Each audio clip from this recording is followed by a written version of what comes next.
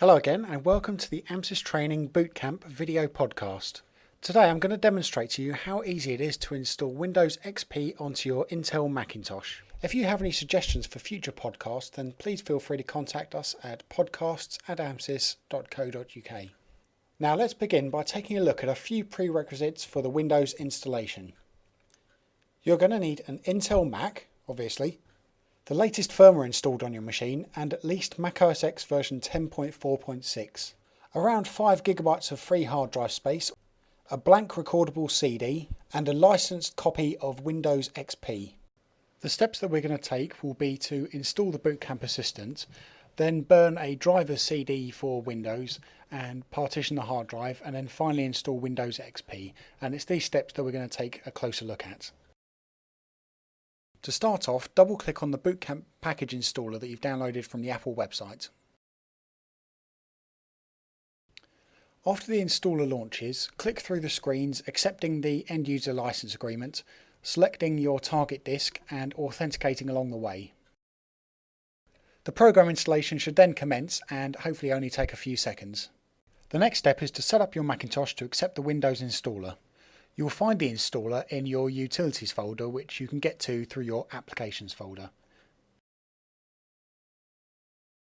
So if we just scroll down, go into Utilities and scroll across, and there's the Bootcamp Assistant.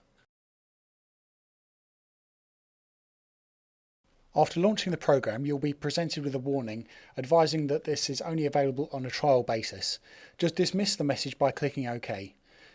After reading the introduction, which is worth reading, click on Continue. The next screen will ask if you want to burn a Mac driver's CD. Now, unless you already have one, select Burn a Mac driver's CD now. The driver's CD is used after installing Windows to enable all of the extra Apple hardware to work correctly, such as the internal Bluetooth and AirPort connections. Just insert a blank CD at this stage and click on Burn. If any of you are wondering at this stage why you would need to install the drivers separately, this is a common unfortunate scenario for PC users. Without the driver's CD, you will most likely have no sound, no internet access, and very poor video quality, as well as a whole host of other problems. Right, the next step is to partition your internal hard drive. Now don't worry, this doesn't delete existing data from the drive, but instead it actually acts a bit like partition magic and lets you work on a live volume without losing any files. So just select the partition size that you want and click on Partition. The next step will be to install Windows, so insert your Windows XP install disk and then follow the on-screen instructions. After completing the Windows installation, be sure to install the extra Mac drivers from the CD you created previously. After the Windows installation, the extra partition appears on the desktop as an NTFS volume. To switch between the operating systems, simply hold down the Alt key on startup and pick the drive that you want to use. So now you're ready to start enjoying the best of both worlds with Mac OS X and Windows XP on your new MacBook Pro. So thanks again for watching, and I hope you found it useful.